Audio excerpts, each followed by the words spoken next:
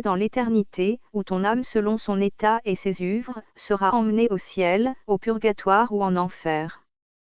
Dans l'éternité toute votre vie vous sera montrée à partir du moment où vous avez eu l'usage de la raison, tout sera jugé, même vos vaines paroles et vos mauvaises décisions, avec lesquelles vous avez affecté vos frères, la création et le code d'amour, qui régit l'univers.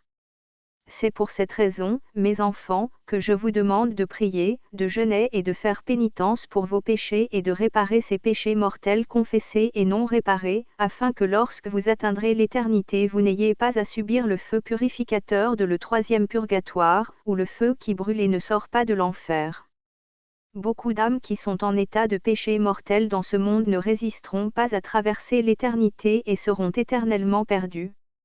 Ô humanité pécheresse, reconsidérez et revenez à Dieu dès que possible, laissez vos soucis et soucis mondains, voyez que le jour de mon avertissement arrive et que la grande majorité des âmes sont en grave péché, ou loin de moi.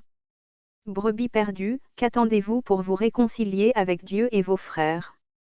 Mon éveil de conscience frappe à la porte et votre âme risque d'être perdue à jamais.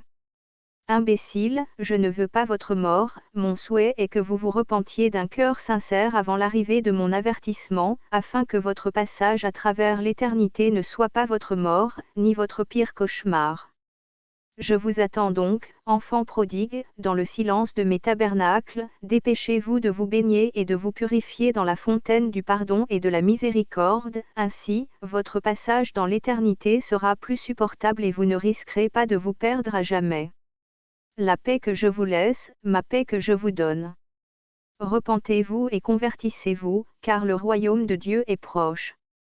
Nation colombienne, j'attends votre conversion sincère, votre engagement envers mon sacré cœur est nécessaire, afin de réaliser mon plan de salut pour ces derniers temps.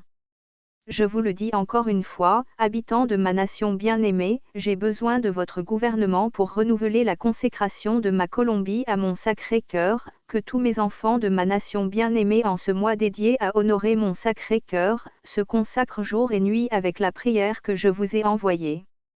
J'ai un besoin urgent de ta conversion, ma Colombie bien-aimée, réfugiez-vous dans ma miséricorde pour ne pas avoir à connaître la rigueur de ma justice. Si vous continuez à ignorer mes appels, je vous livrerai entre les mains de vos ennemis afin que vous soyez purifiés. Je donnerai des ordres aux dragons de feu qui dorment dans tes entrailles pour qu'ils te bougent jour et nuit pour voir si c'est ainsi que tu te réveilles.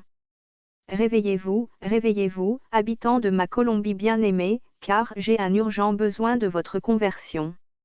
Ne continuez pas si détendu, rappelez-vous que le temps de ce temps n'est plus le temps, et vos ennemis guettent à la recherche d'un moyen de vous faire perdre pour interrompre mon travail.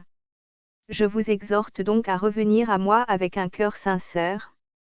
Je ne veux pas te voir souffrir ni voir la destruction de ma nation bien-aimée, reconsidérez dès que possible, recueillez-vous dans la prière, le jeûne et la pénitence, tout comme les habitants de Ninive l'ont fait avec la prédication de Jonas. Jonas 3, 1-10. Je ne veux pas te voir porter le deuil de ma Colombie bien-aimée, mais plutôt t'habiller en épouse.